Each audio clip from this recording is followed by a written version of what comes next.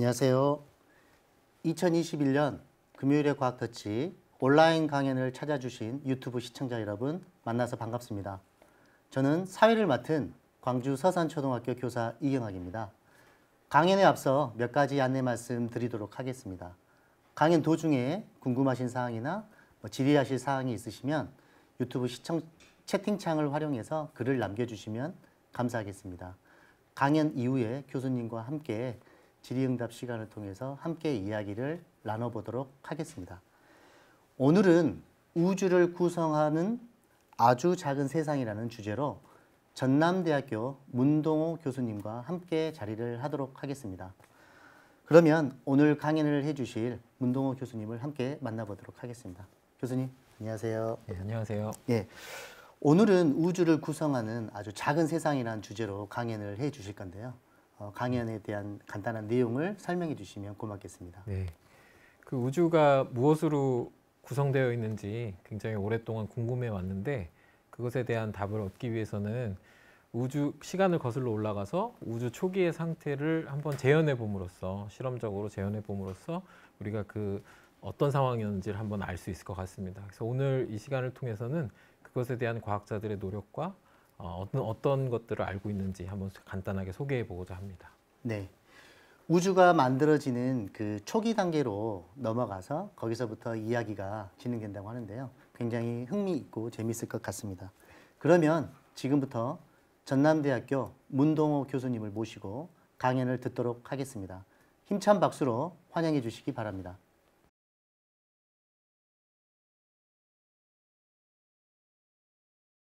네, 안녕하세요. 네, 전남대학교 물리학과 문동호라고 합니다. 오늘 이렇게 여러분과 만나서 우주에 관한 얘기를 할 수 있게 돼서 매우 기쁘게 생각하고 있습니다.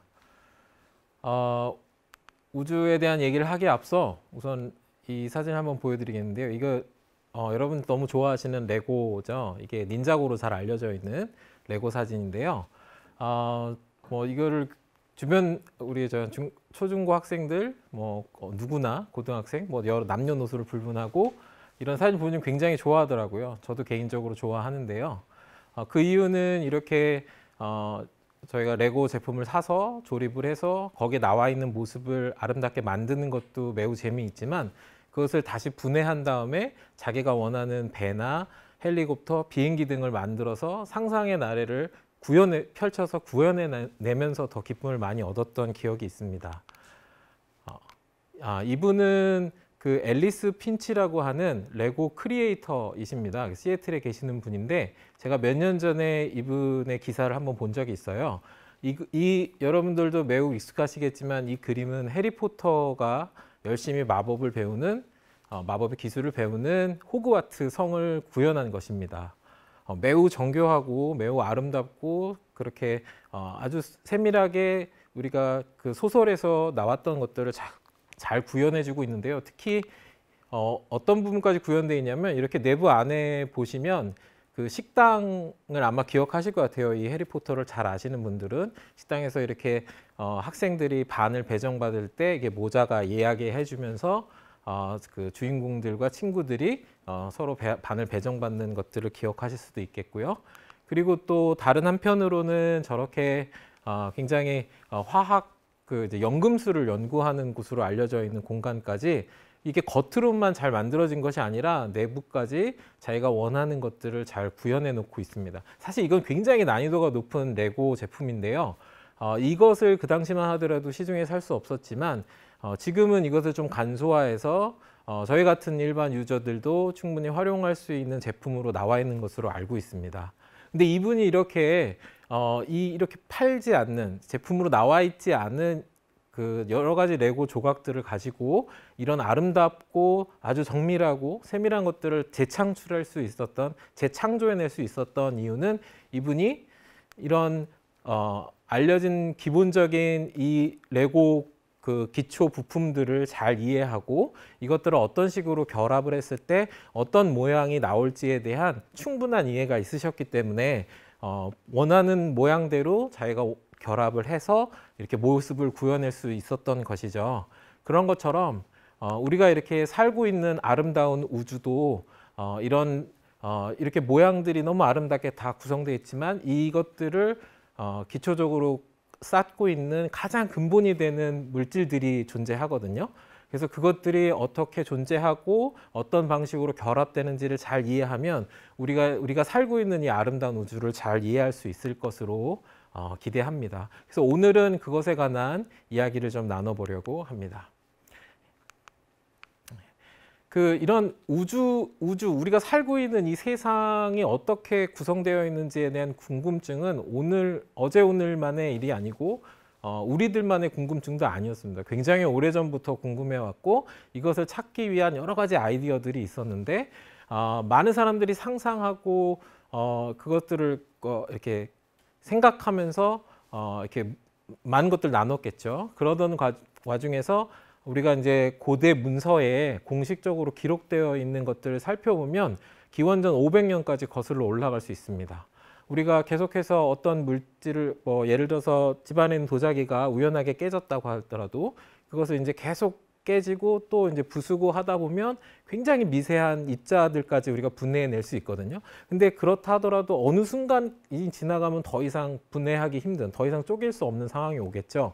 그런 상황에 있는 그런 물질을 우리가 원자라고 데모크리토스가 처음으로 제안을 하게 됩니다. 그리고 이제 몇 년 그 비슷한 시대에 살던 엠포도클레스라는 분은 그런 우리 물질을 구성하고 있는 가장 작은 가장 기본이 되는 물질들을 우리가 4가지 정도로 분류해 볼 수 있는데 이렇게 물, 불, 바람, 흙 등으로 구분을 해서 물론 지금의 과학적인 정보와는 많이 다르지만 그래도 그런 기본적인 물질이 존재하고 그것들이 어떠한 것으로 되어 있는지 아이디어를 제공했다는 점에서 큰 의미가 있다 할 수 있겠습니다. 그 뒤로부터 2300년 정도 지난 다음에 우리가 많이 알고 있는 존 덜턴이라는 그런 과학자를 만나게 되죠. 이분이 그 당시에 처음에 나왔던 그 아토미즘, 원자론을 정말로 과학적인 방법으로 누구나 검증할 수 있고 누군가 그 방법을 똑같이 했을 때 재현될 수 있는 법칙들, 보편적인 법칙들을 알게 됩니다. 그 내용은 다음과 같은데요. 우선 에너지가 기본적으로 보존이 되고요.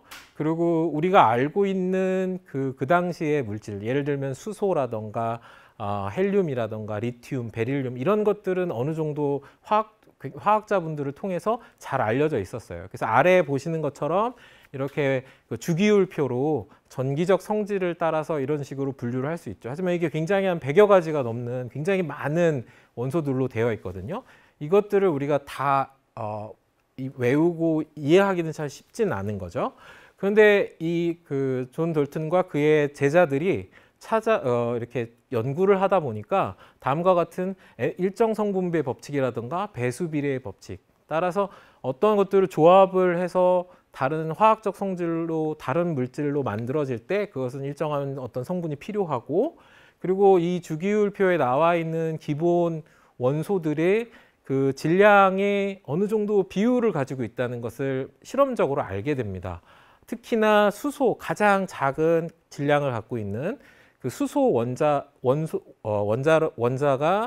꼭 여러 개로 이렇게 조합이 된 것 같은 모습을 보는 거예요. 예를 들면 리튬이 3번째로 질량이 큰 건데요.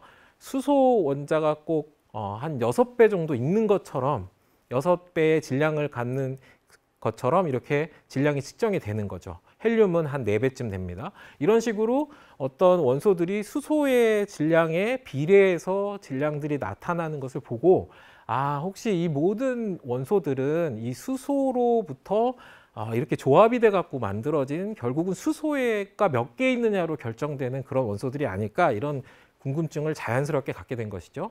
그리고 나서 한 100년 정도 시간이 흐른 다음에 J.J. 톰슨이라는 분이 전자라는 것을 발견하게 됩니다. 어떻게 보면 이분이 인류 최초의 입자 물리학자라고도 부를 수 있겠어요. 그 당시에 톰슨을 비롯한 많은 물리학자들은 이 음극선 실험에 굉장히 심취해 있었습니다. 그래서 대표적으로 렌트켄 같은 분도 X선을 발견해서 노벨상을 최초로 받으셨는데 이분도 음극선 실험을 하는 중에 그런 사실들을 발견했을 정도로 이 당시엔 굉장히 유명한 실험이었는데 이 음극선 실험이라는 게 딴 게 아니라 그 알루미늄에다가 전기를 세게 걸어주면 어떤 입자가 튀어나와서 플러스 극으로 알려져 있는 곳으로 향해 나가는 겁니다. 그게 계속 연속적으로 나오다 보니까 일종의 선이 만들어지고 이걸 우리가 캐소드 레이라고, 즉 음극선이라고 부르는 거죠. 근데 이때 당시에 모든 과학자들이 이걸 실험을 했지만 그중에 이것이 정말로 어떤 음극을 가진 하나의 기본 입자, 전자라는 것을 증명하기 위해서는 이 전 세대 사람인 맥스웰이라는 분이 집대성한 전자계학에 따르면 전기와 자기는 이렇게 독립적으로 존재하는 것이 아니라 전기가 움직일 때 자기가 발생하는 것을 밝혀내고 그걸 이론적으로 집대성했거든요. 그래서 이 당시에는 많은 사람들이 이 음극선이 전기에는 당연히 반응을 하겠지만 자기에도 반응을 해야 된다는 사실을 알고 있었어요. 근데 많은 과학자들은 그것을 실패했지만 톰슨은 자신만의 과학적 재능을 이용해서 진공도를 높임으로써 아주 미세하게 반응하는 자기장의 세기에도 전자의 움직임을 포착해낼 수 있었던 것이죠. 그걸 토대로 톰슨은 이 전자의 발견자로서 역사에 남게 되었습니다. 그리고 톰슨의 제자였던 러더퍼드라는 분은 이 당시에 알려진 방사능 물질이라는 게 있었어요. 방사능 물질은 사람들로 하여금 굉장히 충격적인 것으로 다가왔는데 어떤 물질이 그 안에서 자발적으로 다른 물질을 내보내는 겁니다. 그렇다는 의미는 그 물질이 그냥 하나의 물질로 존재하는 것이 아니라 그 내부에 무엇인가가 있어서 그것을 내보낸다는 사실을 우리에게 알려주는 것이죠. 그 중에서 알파, 베타, 감마 선이 이미 알려져 있었는데 러더퍼드는 알파 입자를 굉장히 잘 다루는 과학자였습니다. 특별히 이제 우라늄이 토륨으로 바뀔 때 이런 알파 입자가 나오게 되거든요. 알파 입자를 그 이제 러더퍼드의 제자인 가이거와 마르세든하고 함께 실험을 합니다. 잠깐 동영상을 보시도록 하겠습니다. In 1910, 예. Rutherford 보시면 and his 저희 파란색 coworkers were 박스가 studying the 이제 angles at 알파 which 입자를 alpha 보내는 particles were 것이고요. scattered as they passed through a 가운데에 thin 그 gold 골드 foil. 포일이 있고 Most of 거기를 the alpha 통과하도록 particles 되어 passed through 있는데 undeflected. 보시는 것처럼 However, a 저 few were found to be 가장 그 빔이 나가는 방향에 점이 많이 찍히죠. 이게 아연으로 되어 있는데 이게 입자가 만나면 이렇게 빛을 내도록 되어 있습니다. 저게 많이 찍히는 건 굉장히 당연한데 가끔 가다가 저 150도 방향 쪽으로 뒤로 튀어나오는 입자들이 있는 거예요. 이게 굉장히 흥미로운 사실이었는데요. 지금 보시는 이게 그 당시에 러더퍼드가 얻었던 데이터입니다. 러더퍼드는 사실 톰슨의 아이디어를 증명하고자 사실 이 실험을 계획했어요. 톰슨의 아이디어는 이미 전기적인 성질을 잘 알고 있었던 과학자들한테 원자라는 것은 원자 번호에 따라서 전자가 증가하는데 그거만큼 어떤 플러스 극을 가지고 있는 물질이 그 안에 같이 혼재되어 있어서 이렇게 퍼져 있는 것으로 예상을 했거든요. 저 위에 있는 모습처럼. 그랬는데 실험 결과를 보니까 그 각도가 작은 5도 근처에서는 굉장히 많은 이벤트가 있는데 반해서 한 150도 정도 떨어진 곳에서도 한 33개 정도 이벤트가 발견이 되는 놀라운 사건을 겪게 되는 거죠. 이거는 무엇이냐면 이렇게 원래는 다 퍼져 있을 것으로 생각했던 플러스극을 가진 물질들이 사실은 그 가운데 모여 있어서 알파 입자만큼이나 단단한 혹은 더 크게 더 단단한 상태로 존재한다는 것을 의미하는 것이었습니다. 그래서 이제 이 러더퍼드의 실험을 토대로 원자 모델을 이렇게 완성하게 됩니다. 그래서 이렇게 대부분에 보시는 것처럼 대부분의 공간이 비어 있고 그 질량의 대부분을 가져가는 원자핵이 가운데 모여 있고 주변에 그 원자핵의 극성만큼의 전자가 존재하면서 이렇게 궤도를 그리고 돌고 있는 형태의 모형을 완성하게 된 것이죠. 근데 이게 얼마나 많이 모여 있냐면 상대적인 크기를 보면 이건 지금 보시는 그림은 이제 광주 월드컵 경기장인데 이거를 원자의 모양으로 크기로 환산했을 때 가운데 공이 하나 있는데 그게 탁구공만한 정도의 크기의 원자 핵이 모여 있는 거죠. 여러분들이 아마 잔디를 밟아보시면 아시겠지만 축구공 정도는 쉽게 찾을 수 있지만 아마 탁구공이나 골프공 정도가 떨어져 있다면 잔디에서 찾는 게 쉽지는 않을 겁니다. 그만큼 큰 원자 안에는 많은 것들이 비어 있고 굉장히 좁은 공간 안에 원자 핵이 알파 입자 이상의 굉장히 단단한 물질로 되어 있다는 걸 알게 된 거죠.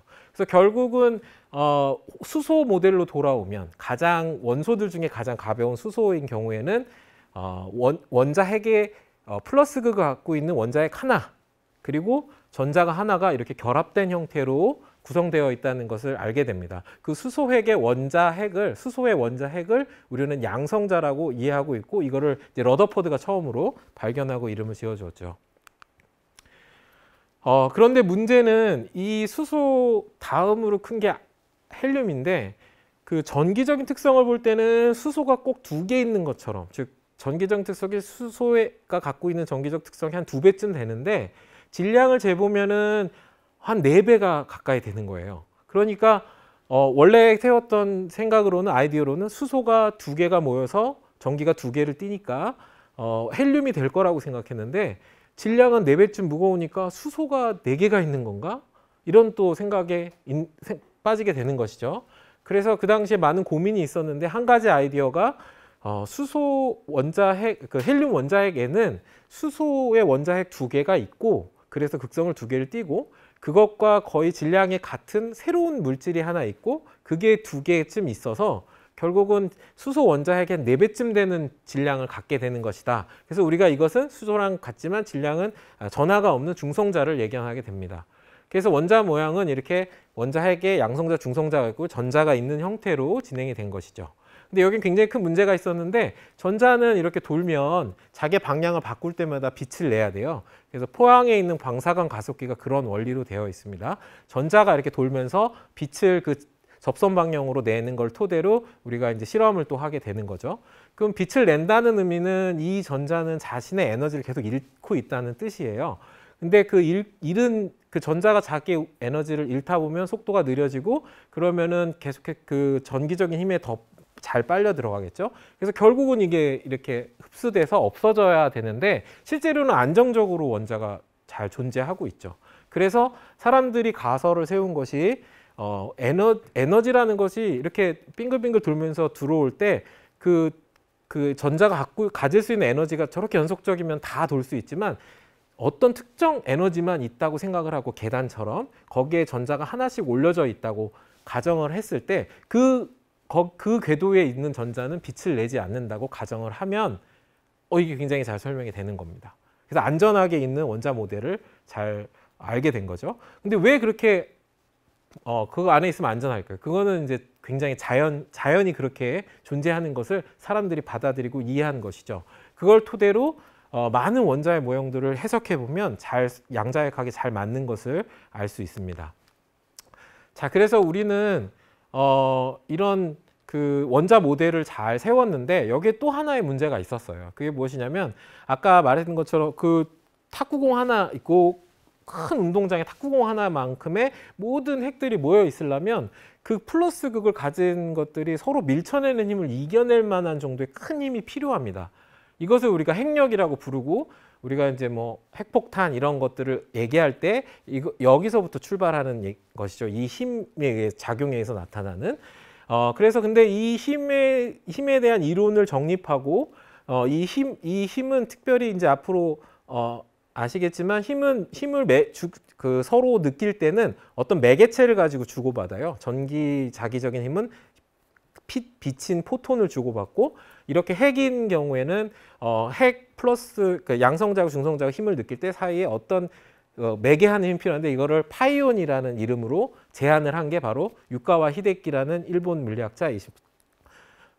그래서 이거를 질량을 측정하면 대략적으로 양성자의 한 10분의 1 정도 되는 질량이 나오게 됩니다. 그래서 이런 유카와의 모델과 양자역학의 도움으로 우리가 원자는 이제 잘 이해했구나 이렇게 굉장히 기뻐하고 있을 때 하늘로부터 어떤 새로운 입자가 나타납니다. 1936년에 미국 물리학자인 칼 앤더슨이 우주에서부터 어떤 입자들이 이렇게 내려오는 것을 검출을 하게 돼요. 지금 가운데 있는 분이 칼 앤더슨이고 오른쪽은 이제 버블 챔버, 안개 상자로 알려져 있는 그런 검출기인데요. 입자가 이렇게 지나가면은 버블을 내요. 그래서 그 버블을 쭉 따라가 보면 입자의 궤적을 알 수 있게 되는 것이죠. 그래서 이렇게 이게 휘는 정도를 자기장과 전기장을 이용해 갖고 휘게끔 만든 다음에 그 휘는 정도를 토대로 질량과 그 여러 가지 운동 정도를 알 수 있게 되는데 이게 한 100 MeV 정도 돼요. 여기서 일렉트론 볼트는 전자 하나가 갖게 되는 전기적 에너지를 말합니다. 거기에 메가는 한 10의 6승이니까 거의 한 10의 8승배 정도 큰 그런 굉장히 큰 에너지죠. 에너지를 갖고 있는 질량이죠. 근데 이게 양성자 질량이 한 100분의 1 정도 되고 유가와가 예언한 그 입자, 파이온이라고 불렸던 입자하고 굉장히 질량이 비슷하니까 그건 줄 알았어요. 근데 나중에 알고 보니 그건 아니었고 상대성 이론을 실험적으로 증명해주는 그런 뮤온의 라이트 타임을 이용해서 증명하게 되는데 이게 성질이 거의 전자와 비슷해서 렙톤이라고 불리는 경입자로 새로 다시 분류되는 뮤온인 것이 나중에 밝혀지게 됩니다. 그리고 동일한 시기에 반전자라는 전자와 동일한데 극성이 다른 물질을 발견함으로써 최초로 반입자에 관한 것도 이분이 밝혀내셔서 노벨상을 받게 되시죠.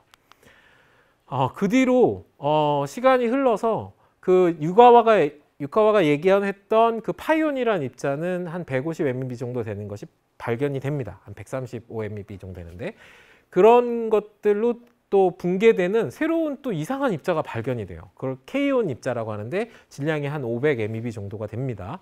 그래서 이런 새로운 입자가 계속해서 등장하는 게 이 물리학계의 굉장히 미스테리였던 거죠. 왜냐하면 우리는 이미 원자를 이해하는 이 우주를 구성하고 있는 물질들을 거의 다 이해했다고 생각하는데 거기에 참여하지 않는 어떤 새로운 존재들이 있다는 게 굉장히 놀라운 것이죠.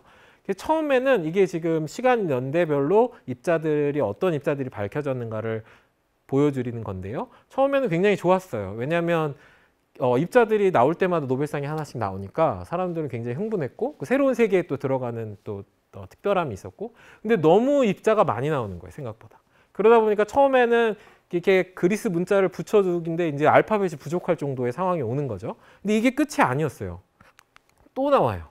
입자가 또 나오고 또 새로운 입자가 계속해서 실험의 테크닉이 증가하고 에너지를 올릴 때마다 그 에너지에 준하는 새로운 입자들이 계속해서 나오게 돼서 정말 이제 과학자들이 정말 이렇게 혼돈 상태에 빠질 정도로 굉장히 혼돈의 시기가 다가옵니다. 이것을 한번 정리해 줄 사안들이 필요했죠.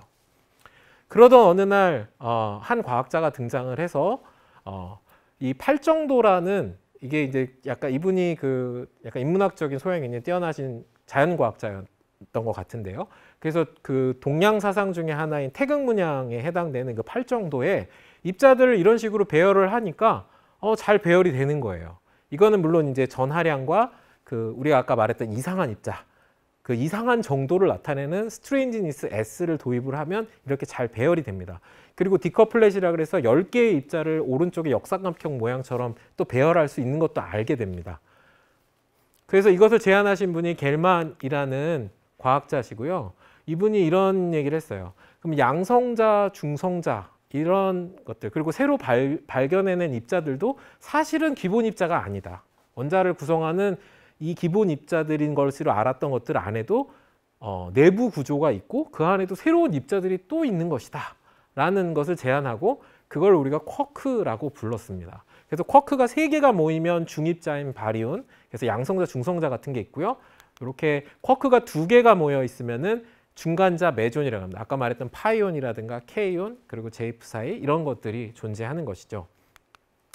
근데 이 디커플렛 아까 역삼각형 모형을 제안을 했는데 이렇게 배열을 하고 났더니 저 가장 이상한 S가 한 -3쯤 되는 하나 입자가 있었으면 참 좋겠어요. 이게 그래야 딱 이쁘게 딱 정렬이 될 텐데 근데 이 입자가 발견이 안 됐었거든요. 근데 1964년에 이것이 발견됨으로써 겔만의 모델이 굉장히 성공적이었다는 것을 어느 정도 알 수 있게 된 것이죠.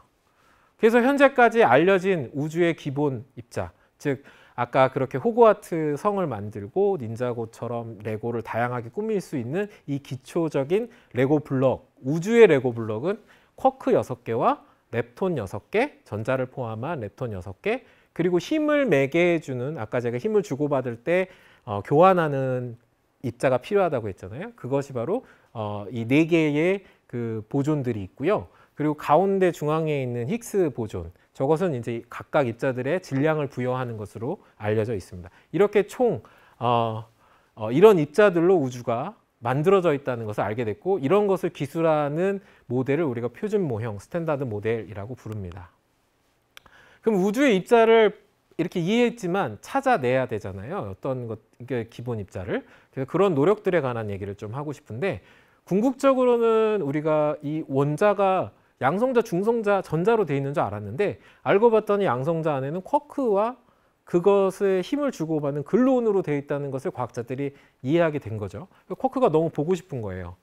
그런데 이 물질이라는 것을 우리가 살펴보려면 한 원자 레벨까지는 우리가 터널링 혁명형 같은 간단한, 물론 이것도 굉장히 복잡하지만 비교적 작은 사이즈의 기계로 볼 수가 있는데, 그 안에 더 내려가서 원자 핵을 봐야 되고, 그것보다 양성자, 중성자까지 보려면 더 큰 에너지의 특별한 어떤 탐침 같은 게 필요한 거예요. 그래서 가속기라는 개념이 들어오게 됩니다.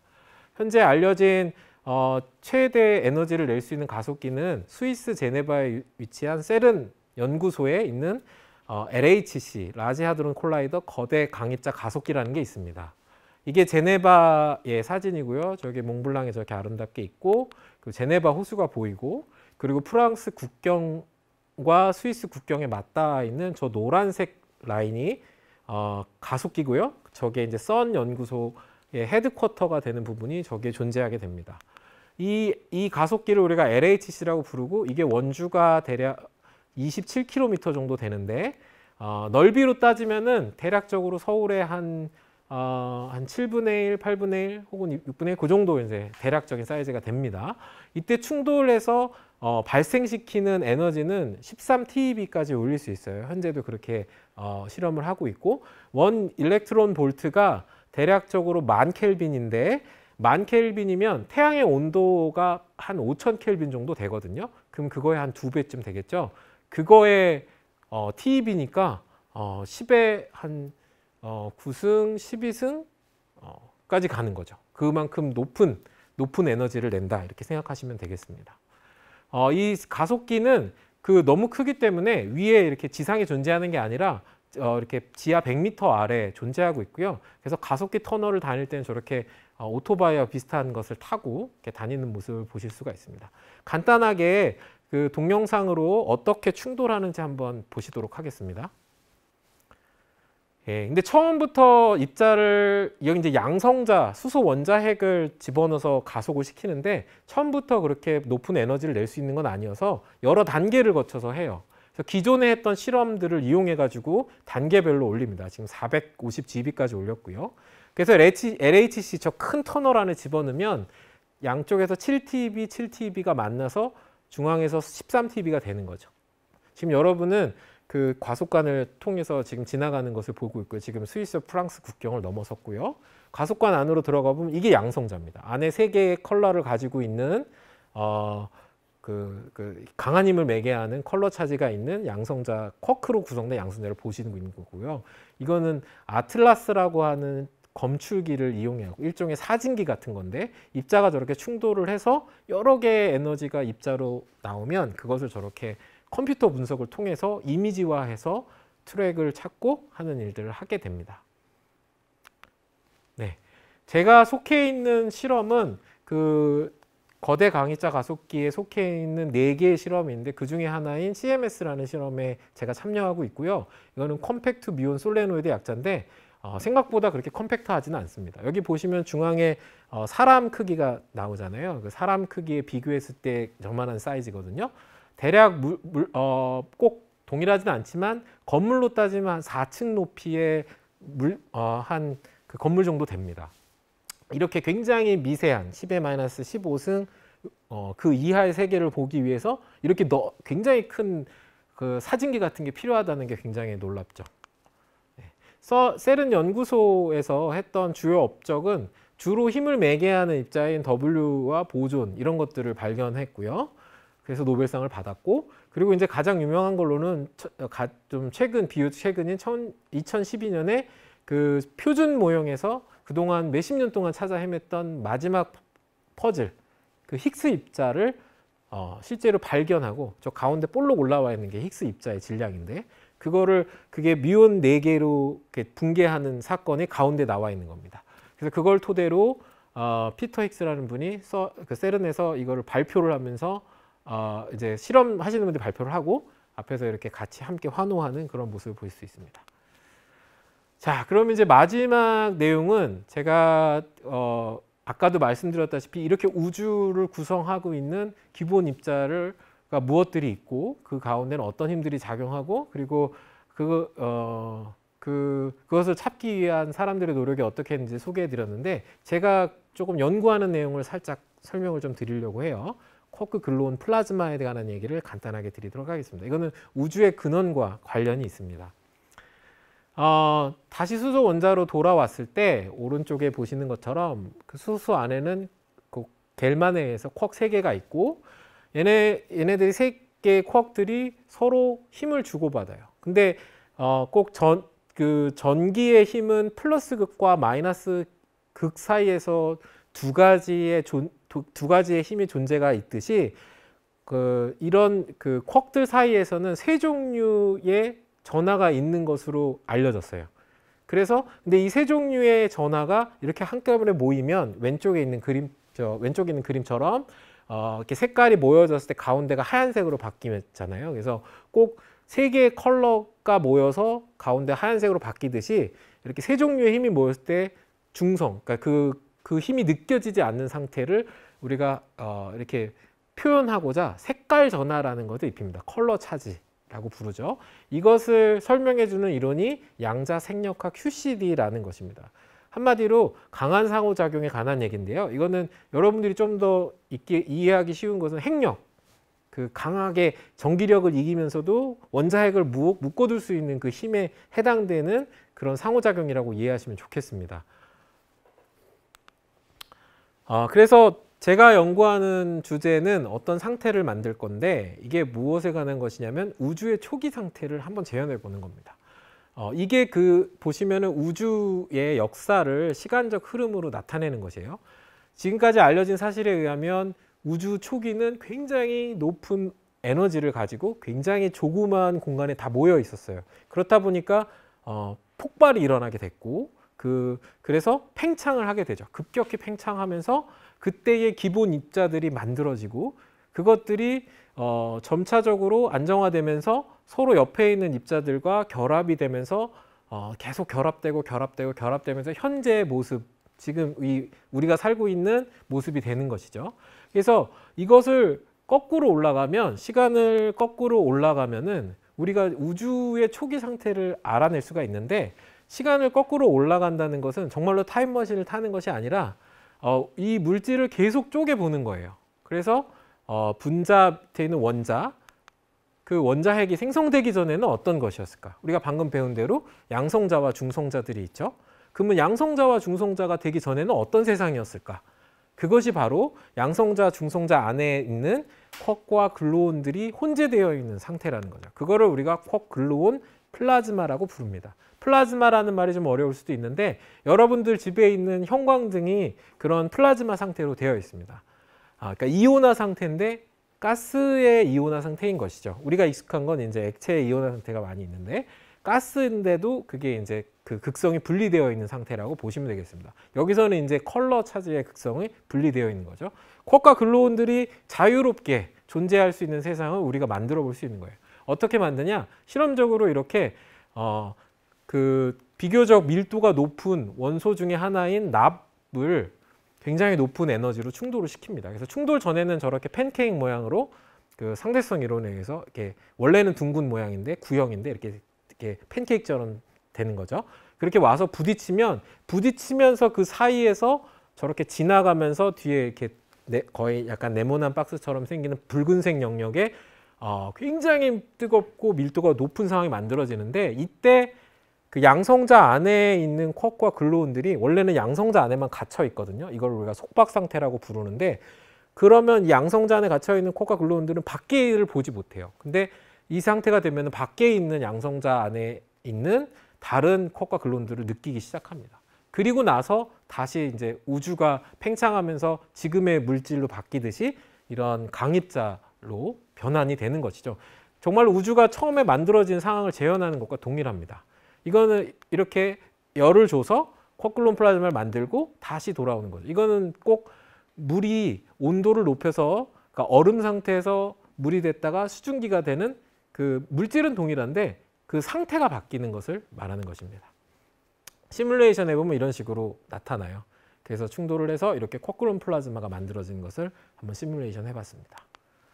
실험적으로는 이렇게 됩니다. 납납을 충돌하면 굉장히 많은 입자들이 막 나와요. 그럼 이거 어떻게 실험적으로 우리가 알 수 있느냐? 우리는 이제 납납 충돌을 해갖고 그 우주 초기 상태인 쿼클론 플라즈마 QGP라는 걸 만들 건데, 근데 우리가 정확하게 그 만드는 순간에 직접 사진을 찍을 수가 없으니까 비교군을 하나 만드는 거예요. 그 납 덩어리들을 이루고 있는 가장 기본인 양성자 하나씩만 떼어가지고 충돌을 시키는 실험과 납납 충돌을 시키는 실험을 비교해 보는 겁니다. 그래서 보시는 것처럼 왼쪽에 있는 것처럼 이렇게 양성자 하나만 충돌했을 때 어떤 특정 입자 개수를 세요. 10개 나왔다. 그러면 납납 충돌해갖고 또 같은 입자를 셉니다. 그런데 10개가 나오면은 비율이 1이 되는 거고요. R이라는 값이 1이 되는 거고, 뭐 13개, 14개 나오면 증가하는 거고, 뭐 7개, 6개 나오면 감소하는 거죠. 근데 이 1986년도에 어떤 이 사자 마찌라는 과학자가 코코니움이 있다면은 QGP를 만나면 개수가 사라질 거라는 걸 예견해요. 그럼 여기서 코코니움을 잠깐 살펴봐야 되는데, 이게 조금 어려운 얘기일 수 있는데 수소를 상상하시면 됩니다. 수소 모델은 양성자가 있고 전자가 돌고 있는 구조잖아요. 그 양성자 전자 대신에 우리가 앞에서 배운 쿼크를 넣는 겁니다. 그래서 쿼크 하나 그리고 반 쿼크 하나를 넣어서 둘에 이렇게 바인딩이 되어 있는, 서로 결합되어 있는 상태를 상상해 보시면 좋겠습니다. 그거를 우리가 코코니움이라고 부르는데, 특별히 쿼크 6개 중에서 무거운 메오 쿼크와 그 바다 쿼크로 이루어진 것들이 있는데, 이런 중간자들의 특징은 뭐냐면 오래 살지 못해요. 그래서 금방 전자나 뮤온으로 이렇게 붕괴를 하고, 우리는 이 뮤온을 통해서 이 입자들을 보게 됩니다. 이게 실험을 해서 본 거고요. 그 납납 충돌을 해서 뮤온 2개를 합쳐가지고 질량을 이렇게 분포를 본 겁니다. 그때 뾰족뾰족 올라오는 것들이 있죠. 대표적인 게 이 upsilon, 그래서 한 양성자의 9배쯤 무거운 입자가 있고, 또 왼쪽에는 양성자의 3배쯤 무거운 제이프사이라는 입자가 있습니다. 이 두 가지가 코코니움의 대표적인 케이스들인데요. 얘네들이 납납 충돌해서 사라진다는 것입니다. 꼭 이게 그 낚시를 해보신 분들은 아시겠지만은 그 우리가 물속에 알아볼 수가 없잖아요. 그래서 미끼를 연결하고 그 줄을 물고기가 건드렸을 때 흔들리는 것을 찌를 통해서 알 수 있게 되거든요. 그런 것과 굉장히 비슷해요. 그래서 질량을 찾고 그 뮤온으로부터 질량을 찾은 다음에 쭉 이렇게 펼쳐 놓으면 입자들이 있는 곳에서 이렇게 특별히 많이 이벤트가 발생하면서 자기가 있다고 손을 드는 그런 모습인 것이죠. 그래서 최근 결과를 이렇게 보시면 이거를 다 이해하기는 좀 어려우시겠지만, 이게 그 비율이에요. 양성자에서 아까 그 코코니움들을 세봤더니 갑자기 저 X축이 가장 큰 쪽에서 이렇게 내려가는 모습이 보이잖아요. 그게 X축으로 가장 클수록 많이 내려갔다는 뜻이에요. 저희가 한 0.4 정도, 예를 들어서 0.4 정도 되는데, 그런 뜻은 양성자 충돌만 해서는 10개가 나왔는데 납납 충돌해봤더니 한 4개만 나오더라. 6개에서 7개 정도가 사라지더라 하는 겁니다. 그래서 이게 왜 사라지느냐? 그것을 우리가 생각을 해보니까 그 제이프사이라는 게 아까 코코니움 중에 하나인데, 특히 메오쿼크인 참쿼크의 쌍으로 이루어진 입자예요. 그런데 그 안에 파이온 혹은 다른 파이온에서 UD 쿼크로 있는 업쿼크 다운 쿼크로 되어 있는 입자랑 이렇게 섞여 있을 때 주변의 양성자 중성자들이 UUD, DDU 이런 쿼크와 글론들이 엄청 가득 찰 거잖아요. 그러면 이제 중간처럼 서로 아주 밀접하게 되고, 그 다음에 마지막 상태처럼 그 경계의 둥근 모양이 사라지면서 서로가 막 느끼는 상황, 서로가 힘을 느끼는 상황이 되는 거죠.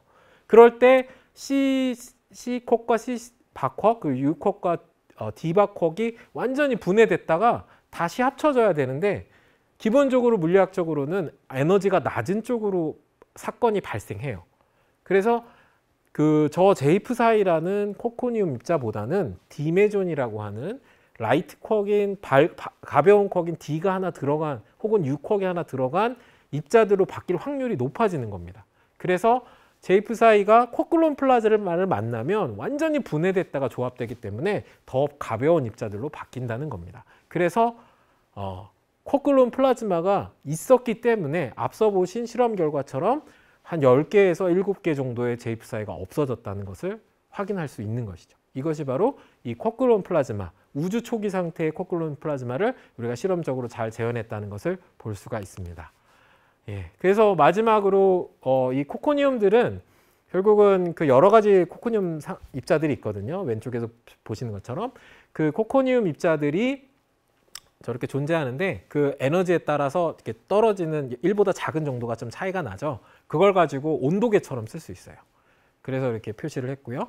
그래서 계속 이런 실험은 올해는 이제 그 검출기 준비 기간이고 내년 말쯤 22년 11월에서 12월 사이에 또 이런 실험을 합니다. 그때 또 이런 우주 초기에 대한 정보를 더 많이 얻을 것으로 기대되는데 여러분들의 많은 관심을 기대합니다.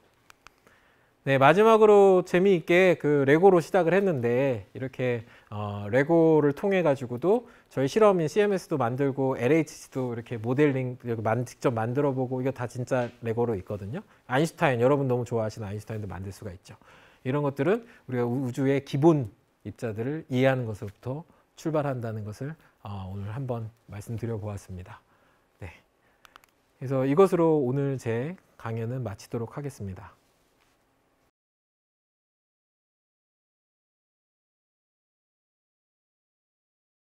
네, 재미있는 강연을 해주신 교수님께 다시 한번 감사드립니다.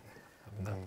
네, 강연에 대한 질문들이 지금 올라와 있는데요. 그 선별되는 동안 교수님과 몇 가지 한번 이야기 나눠보도록 하겠습니다. 오늘 그 온라인으로 유튜브 라이브로 이렇게 한번 방송을 해봤는데 참여해 보신 소감이 어떠신지 한번 듣고 싶습니다. 네, 제가 아마 몇 년 전에도 한번 금요일에 과학터치에 한번 나와서 이렇게 한번 강연한 적이 있었는데 그때는 이렇게 함께 모여가지고 했었는데 굉장히 색다른 경험이었고 약간 좀 부담스럽기도 하고 좀 어렵기도 했던 그런 했는데 무사히 잘 끝나서 생각합니다. 네, 어려운 부분 그리고 또 그 굉장히 일반인들 이해하기 힘든 부분을 레고라는 부분을 좀 이용해서 이제 교수님께서 재밌게 강연해 주셨는데 저도 이런 내용은 처음 들어서 굉장히 낯설고 좀 신선한 부분이 좀 있었던 것 같습니다. 오늘 방송을 직접 들으신 분들도 저와 좀 비슷한 소감이지 않나라는 생각을 해봅니다. 그러면 오늘 그 흥미로운 주제만큼 다양한 질문들이 이렇게 모여졌는데요. 그러면 질문을 몇 가지 한번 살펴보도록 하겠습니다. 재성정님께서 이제 댓글 남겨주셨는데요.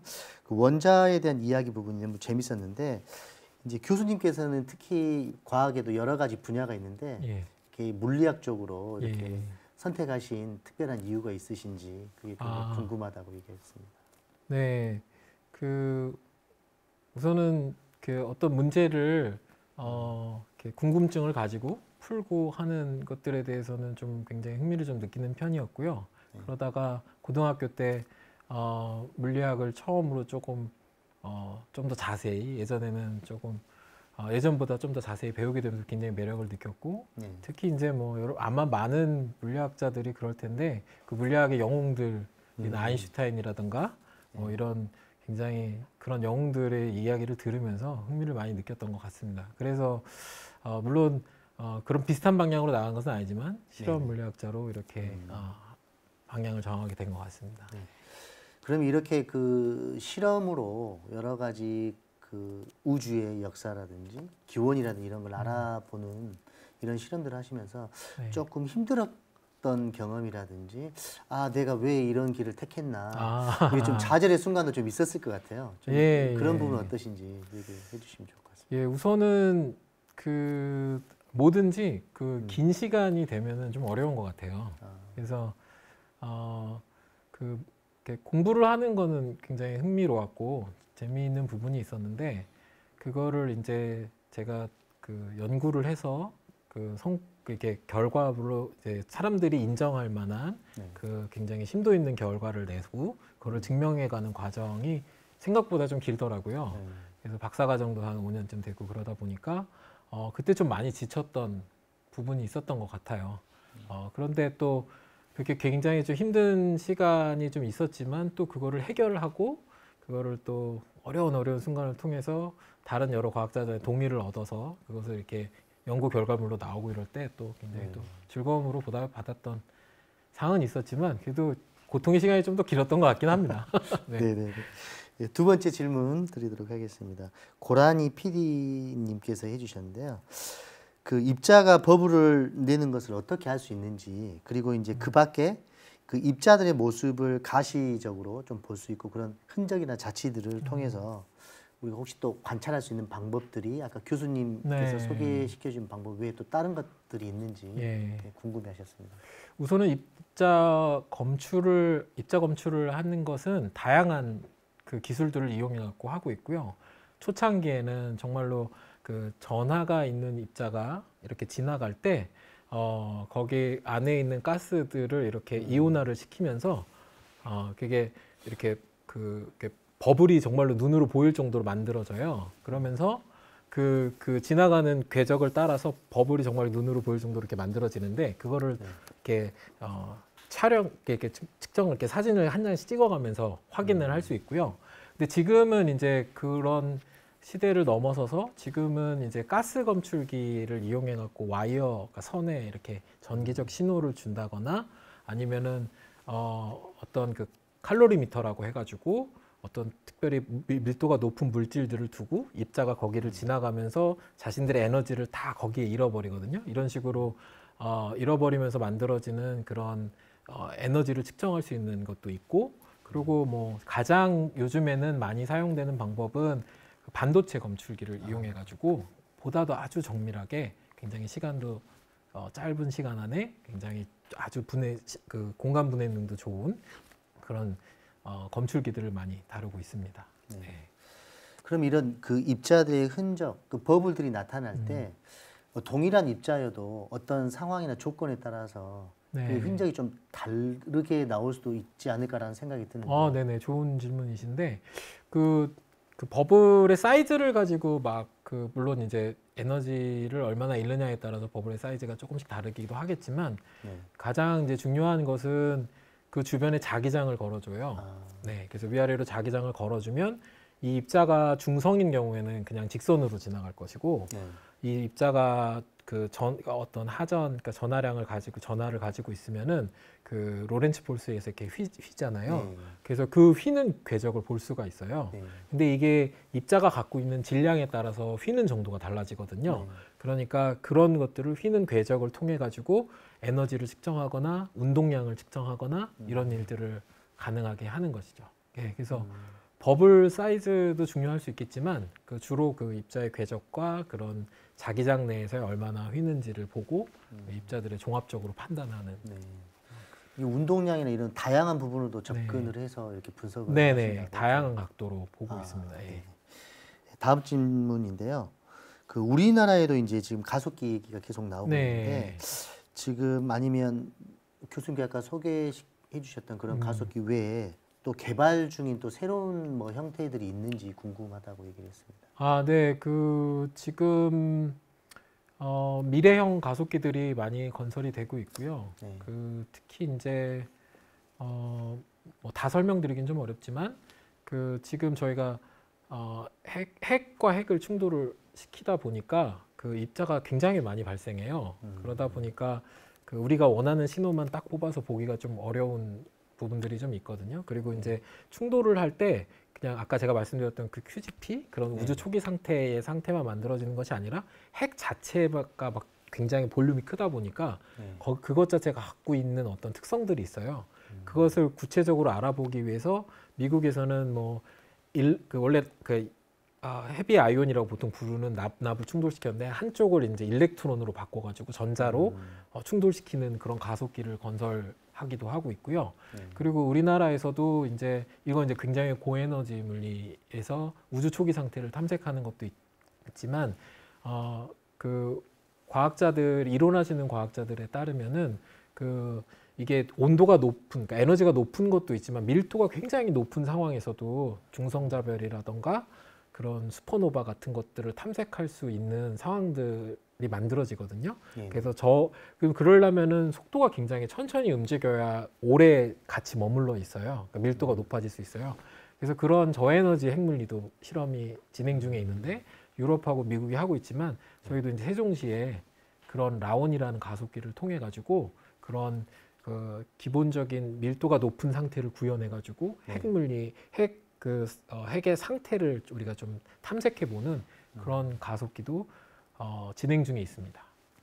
그러니까 저희가 생각했을 때는 가속기가 크고 네. 그다음에 가속력이 큰 것만 생각했는데 꼭 그렇지만은 않는. 그렇죠. 예. 모든 목적이 좀 다르니까요. 아, 예. 그래서 네. 실제로 그 LHC 정도 되는 레벨에서는 네. 이게 거의 입자가 이렇게 부딪혀서 확 지나가 버리거든요. 너무 빨라가지고. 근데 이제 좀 속도를 낮추면 네. 서로 이렇게 머무는 시간을 많이 만들어서 밀도를 높일 수가 있죠. 네, 네. 그러면 조금 전에 비슷한 질문이 있었는데요. 최은영님께서 남겨주셨는데요. 이렇게 가속기가 네. 크게 만들면 더 좋은 결과를 얻는다고 생각하고 있었는데 네. 콤팩트하게 만들어도 그 비슷한 효과를 얻을 수 있는지 거기에 대해 질문을 주셨습니다. 우선은 가속기만 놓고 보면 네. 가속기만 놓고 보면은 클수록 좋습니다. 아, 왜냐하면 기본적으로 가속기의 그 가속을 하는 개념은 전기 에너지를 이용하거든요. 네. 그러니까 그 상대적 전이차를 둬가지고 전기적 에너지 차를 둬서 그 전하가 있는 입자를 그 속을 지나가게 하면서 에너지를 얻게 되는 거죠. 아, 예.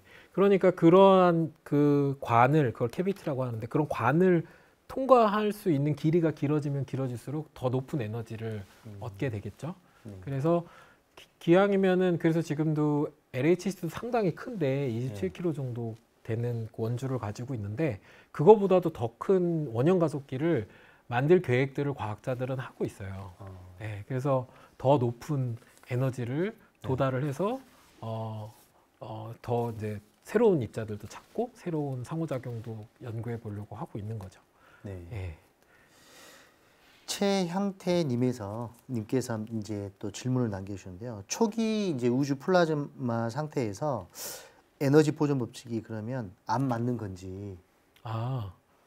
그렇지는 않아요. 초기에 이제 빅뱅에서 좋은 질문이신데 네. 그 우주가 갖고 있는 총 에너지는 빅뱅 당시에 갖고 있던 에너지가 그대로 보존되었을 거라고 많은 과학자들은 생각하고 있고 네네. 실제로 그 에너지가 보존이 되지 않는 상황은 아직까지 과학적으로 나타나진 않고 있거든요. 그래서 과학계의 가장 큰 대전제라고 볼 수 있겠죠. 뭐 에너지가 보존되거나 질량이 보존되니까 즉 물질이 있다가 그냥 사라지진 않는다는 거죠. 그거는 어딘가로 가 있거나 이렇게 된다는 말인데 그러니까 플라즈마 상태에 갖고 있던 우주의 그 에너지가 그대로 이렇게 팽창하면서 이제 그 에너지 덩어리들이 입자로 바뀌면서 이렇게 지금의 그 입자들이 다시 이렇게 결합이 돼서 지금의 우주가 되어진 거죠. 그 우주 에너지 초기 우주 에너지 총량을 가지고 지금의 우주가 만들어졌다고 생각하시면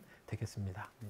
그러면 저희가 이제 지구에 있으면서 우주 쪽에서 오는 입자들을 네. 받아가지고 이제 연구를 했다면 네. 예를 들어서 지구가 아닌 곳에서 다른 행성에서 네. 우주로부터 오는 입자를 받아서 연구를 한다고 그러면 네. 지구에서 연구하는 그런 것과 좀 더 다른 측면에서도 접근이 가능할까요? 그 부분은 제가 조금 전문적이진 않아서 우주 밖에서 이제 연구하는 것들에 대해서는 제 전문 분야가 아니라서 제가 정확하게 말씀드리긴 좀 어렵지만 네. 한 가지 예상해 볼 수 있는 거는 이제 지구 밖에 나가게 되면 공기가 없잖아요. 대기. 네. 근데 실제로 많은 우주에서 날아오는 입자들이 대기에서 많이 걸러지거나 네. 거기에서 아까도 이제 잠깐 칼 앤더슨 설명할 때 그 고에너지 이제 양성자가 그 공기 중에 있는 질소와 부딪히면서 막 여러 가지 입자들로 바뀌거든요. 네. 예, 그런 것처럼 대기가 없다면 오히려 이제 그냥 그런 입자 원래 지구로 처음에 입사했던 입자가 그대로 들어오는 상황들은 좀 연출이 될 것이고 그리고 이제 그래서 많은 과학자들이 또 하고 있는 프로젝트 중에 하나는 우주 정말 지구를 대기 바깥에다가 네. 큰 망원경을 설치해 가지고 네. 우주로부터 오는 여러 입자들을 찍는 거죠. 사진처럼 찍어서 분석하는 일들을 이미 진행했었고 또 이제 업그레이드해서 진행할 계획들을 가지고 있는 것으로 알고 있습니다. 네. 다양한 측면에서 우주의 기원, 그 입자들의 상태에 대해서 연구가 계속 진행되는 것 같습니다.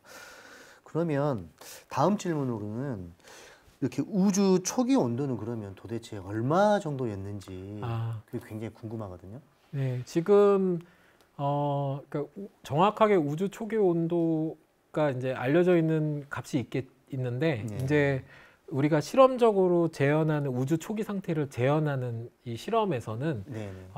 그 이제 이론하시는 분들이 그 어떤 레티스 QCD라는 걸로 계산을 해보면 대략 150 MeV 아까 그 일렉트론 볼트의 한 10의 6승 정도 되는 그 값 150 MeV 정도가 넘어가면은 우주 초기 상태를 재현할 수 있을 것이라고 예측을 했어요.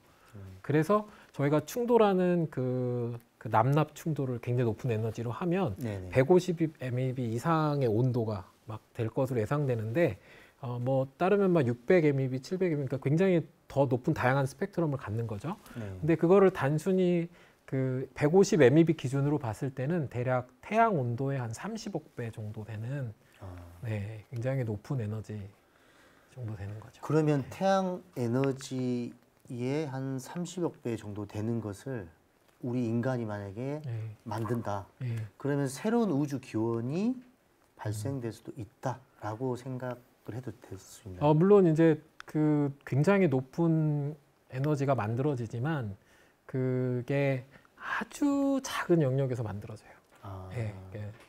그래서 굉장히 작은 영역에서 만들어져서 그러니까 왜 저희가 이렇게 물을 이렇게 끓여서 뭐 라면을 끓여 먹거나 그러면 예. 그 물이 온도가 굉장히 100도까지 올라가면 금방 네. 수증기로 바뀌면서 확 퍼지잖아요. 네네. 근데 그 바로 라면이 이제 막 조리가 되는 그 지점은 굉장히 뜨겁지만 네. 조금만 벗어나면 금방 또 시원해지거든요. 네네. 그러니까 굉장히 작은 곳에서 에너지가 만들어졌다 하더라도 굉장히 높은 에너지가 만들어졌다 하더라도 굉장히 작기 때문에 금방 이게 팽창하면서 금방 식어버려요.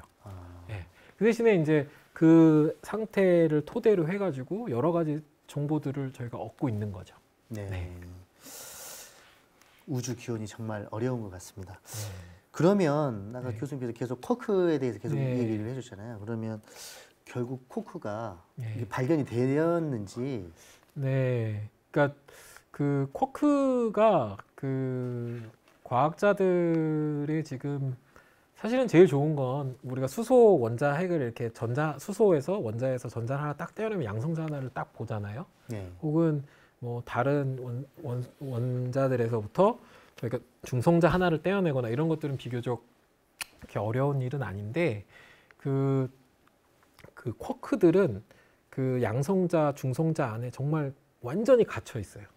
그래서 웬만한 우리 그 에너지로는 이것들을 단독적으로 빼낼 수가 없고, 그리고 얘네들은 굉장히 짧은 곳에서만 이렇게 그 짧은 길이에서만 힘을 주고받기 때문에 어떤 일이 벌어지냐면 얘네들을 쿼크를 보고 싶어갖고 우리가 이렇게 강제로 뜯어내면은 이게 쭉 찢어지면서 그 사이 힘을 매게 했던 글루온들이 또 다른 쿼크쌍을 만들어내요. 그래서 계속 쿼크들이 쭉 두루룩 만들어지면서 걔네들이 그냥 다시 그 강입자 안으로 숨어버려요. 그래서 쿼크를 이렇게 단독적으로 보는 거는 어렵지만 네. 대신에 저희가 하는 실험처럼 이렇게 쿼크와 글루온들이 조금 자유로운 마당 같은 걸 만들어주는 거죠. 그런 다음에 거기에서 다양한 입자들이 그 지역을 지나가면서 뭐 에너지를 잃거나 혹은 방향이 바뀌거나 이런 것들을 토대로 이렇게 눈으로 직접 볼 수는 없지만 정말 손을 집어넣어 갖고 이렇게 만져보면서 느끼는 것처럼 그런 식으로 실험을 통해 가지고 쿼크를 간접적으로만 지금은 볼 수가 있습니다. 저희가 생각했을 때는 아주 작고 예. 미비하게 생각한 것들은 그냥 힘이 없고 약하다고 생각하는데 도리어 그러지는 않네요. 그렇죠. 그것도 굉장히 특별한 우주의 신비 중에 하나죠. 그러니까 가장 강력한 힘, 우주에서 알려진 힘 중에 가장 강력한 힘을 우리가 살고 있는 세상에서는 잘 못 느끼죠. 제일 센에도 불구하고. 그래요. 그리고 그 친구들이 어떤 그 존재감을 그냥 혼자서 드러낸 게 아니라 어떤 흔적이라든지 놀 수 있는 상황을 만들어주면 그때 이제 그거를 우리가 있다라는 것을 확인한다라는 예, 간접적으로 확인할 수 있는 네. 거죠. 예. 신기하고 참 좀 재미있는 부분인 것 네, 같습니다. 네. 네네. 그 아까 교수님께서 그 스위스 제네바의 셀은 예. 그 연구소에 대해서 아까 잠깐 네. 그 얘기해 주셨는데 네. 그 저희 나라 연구원들은 혹시 그쪽에서 일하신 분이 계시는지 좀 아, 궁금합니다. 네. 그러니까 지금까지 이름 자체도 그 세른이라고 하는 게 이제 뒤에서부터 있는데 네. 뉴클리어 리서치 그 유러피언 그 카운실이거든요. 그러니까 이걸 좀 다시 좀 풀어서 말씀드리면 유럽 공동 핵물리 연구소예요. 핵입자물 연구소. 네. 예. 그러다 보니까 우선 기본적인 거기서 일하시는 분들의 국적은 대부분 유럽 분들이 많으시고요. 그리고 이제 물론 이제 그 미국이라던가 다른 또 과학적으로 굉장히 많이 네. 발전 선도해가는 국가들과도 이렇게 서로 이렇게 교류 협력을 하기 때문에 잠깐씩 또 일할 수도 있고 단기적으로 일할 수 있는 선 펠로우라는 프로그램 세른 펠로우도 있거든요. 그래서 그런 것들이 있는데 아직까지 한국 분이 거기서 뭔가 정규직으로 이렇게 일하는 상황은 없지만 네. 그 이제 아시아권에서 이렇게 단기 프로그램으로 한 5년씩 혹은 조금 더 3년, 5년 이렇게 일하신 분들 좀 계셨고요. 네네. 근데 이제 우리가 꼭 굳이 거기에 가서 일을 하지 않더라도 거기서 일하시는 만큼 동등한 수준으로 우리가 연구해 볼 수 있는데 그거는 국내에 굉장히 많은 여러 대학들이 그 세른과 이렇게 그 교류 협력을 맺고 있어서 그 일을 하시는 교수님들이나 연구실과 이렇게 한번 참여해가지고 한국인의 소속으로 거기에 이렇게 파견을 나가서 일할 수도 있습니다. 저도 거기서 한 5년 가까이 이렇게 파견을 나가서 박사과정을 보내고 예, 그런 식으로 일을 할 수 있었거든요. 그렇게 했을 때 거기에서 그냥 계시는 분이나 혹은 전 세계 모든 분들이 많이 다 모여요. 그래서 꼭 거기 직원이 아니더라도 그 여러 과학자들과 함께 일할 수 있는 좋은 기회를 또 만들 길도 많이 있습니다. 네. 그렇게 크고 그다음에 큰 면적을 차지하고 있는 부분들이 있는데 그러면 거기에서 그 일하신 연구원들이라든지 네. 이런 분들이 각각 다루는 일이 조금 다를 것 같은데 분야가 네. 어떤지 좀 궁금합니다. 네네. 그것도 굉장히 좋은 질문이신데 그러니까 예를 들어서 제가 속해 있는 연구 그룹은 CMS라는 그룹인데요. 거기에는 대략 3,000명 정도의 과학자들과 공학자들이 모여 있어요. 그 아까 교수님 말씀하신 뭐 4층 높이의 예, 뭐 이런 예. 거 얘기하시는 거죠? 사실은 제가 굉장히 간단하게 설명을 드렸지만 그 4층 높이의 건물에 있는 것들이 반도체 검출기도 있고 아까 말씀드렸던 그 칼로리미터 모든 것들이 이렇게 조합이 돼서 만들어져 있거든요. 그러면 각각 그 검출기, 그러니까 CMS라는 검출기 하나가 아니라 여러 검출기들이 모여서 이렇게 되어 있거든요. 네네. 그러면 그 여러 검출기들의 전문가들이 또 계세요. 예. 그래서 각 그 이제 참여하는 그 연구 팀별로 그것들을 네네. 담당해서 이렇게 진행을 하고 네. 있어서 네. 대략적으로는 한 반반인 것 같아요. 한 만에서 만 2, 3천 명 사이의 과학자와 네. 한 15,000명 가까이 되는 한 공학자분들이 네. 서로 이렇게 협력하면서 일을 하고 있죠. 네네. 그 마지막 질문입니다. 제가 질문 자꾸 드렸는데요. LHC 그 가속기에서 네. 그 입사시키는 양성자가 너무 네. 작잖아요. 예, 근데 이거 하나를 충돌시키는데 굉장히 어려울 것 같거든요. 예. 근데 그게 어느 정도 그 가능성이 있는지 아. 이게 굉장히 좀 궁금합니다. 네네. 사실은 거의 양성자는 거의 10의 마이너스 15승 미터 정도 되니까 굉장히 작은 상황이라 어떻게 보면 점과 같다고 해서 저희가 포인트 라이크 파티클이라고도 부르는데 네. 그 점과 같은 친구들을 굉장히 빠른 속도로 움직여서 점으로 다시 만나게 하려면 굉장히 어려운 일이거든요. 네. 그래서 어떻게 하냐면 그 양성자들을 이렇게 다발이라 그래갖고 이렇게 막 모아요. 그 양성자 덩어리, 양성자들을 막 이렇게 가스의 플라즈마 상태로 다 모아요. 그런 거를 번치라고 부르거든요. 이 한 번치를 그 가속기 링에다가 계속 도는 게 아니라 그 번치를 한번 집어넣고 2나노세컨 정도 있다가 그 다음 번치를 집어넣고 하는데 그 번치 안에 들어가 있는 양성자의 개수가 한 10에 11승계 정도 돼요. 그러니까 막 저희가 상상하기 어려울 정도로 많은 양성자가 들어가서 확률적으로 두 번치가 만나가지고 충돌이 한 번 일어날 확률을 저희가 계산을 해갖고 실험을 하는 겁니다. 아. 네. 물론 이제 실제로 에너지가 높아지고 입자들의 속도도 빨라지고 번치도 이제 크로싱 타임도 빨라지면 이게 막 섞여요. 그래서 입자들이 사실은 한 번 충돌하긴 하지만 여러 번 충돌이 많이 일어납니다. 실제로는. 그거를 또 그 여러 번 충돌하는 거에서 가장 의미 있는 충돌 하나를 골라내는 것도 굉장히 중요한 테크닉입니다. 그런 것들에 대해서 그 세른에 있는 많은 과학자들은 굉장히 전문성을 가지고 있죠. 예. 저희가 생각했을 때는 단지 이제 한 개를 충돌시킨다 이렇게 생각했는데도 그게 예. 아니네요. 네네네. 그렇습니다. 예. 이상으로 질의응답 시간을 마치도록 하겠습니다. 좋은 질문을 남겨주신 유튜브 시청자 여러분, 그리고 끝까지 열정적으로 답변해주신 교수님께 다시 한번 감사드립니다. 감사합니다. 네, 안내 말씀 드리도록 하겠습니다. 광주과학문화협회에서는요, 2가지 이벤트를 현재 진행하고 있습니다. 첫째는 강연 후기 공모전입니다.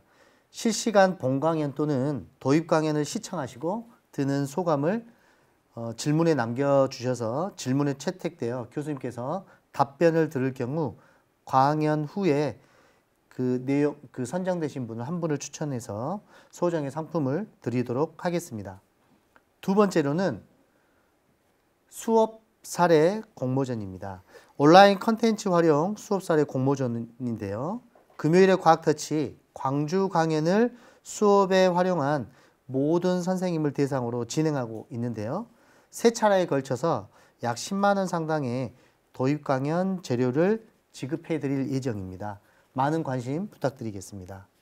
끝으로 금요일의 과학터치 및 토요 과학 강연에 관련해서 강연 만족도 설문조사가 실시되고 있습니다. 유튜브 그 댓글창에 보시면 해당 설문창이 나오는데요. 그쪽에 링크를 참고해서 꼭 참여를 해주시면 고맙겠습니다. 다음 강연에 대해서 안내 말씀 드리도록 하겠습니다. 본 강연은 11월 26일 금요일 7시에 유튜브 실시간으로 진행되는데요. 덕성여자대학교 김재희 교수님을 모시고 데이터의 과학, 결과 통계는 변화를 알려준다라는 주제로 강연이 예정되어 있고요. 도입 강연은요, 금부초등학교 문보영 선생님께서 미래의 교통수단 드론이라는 주제로 강연 후에 영상을 탑재하도록 하겠습니다. 많은 시청 부탁드리겠습니다. 예, 오늘은 우주를 구성하고 있는 아주 작은 세상이라는 주제로 전남대학교 문동호 교수님과 함께 자리를 마련해 보았습니다. 교수님과는 여기서 끝 인사를 드려야 될 것 같습니다. 교수님, 감사합니다. 감사합니다. 네, 끝까지 시청해 주신 유튜브 시청자 여러분 다시 한번 감사드립니다. 오늘 이상 여기서 마치겠습니다.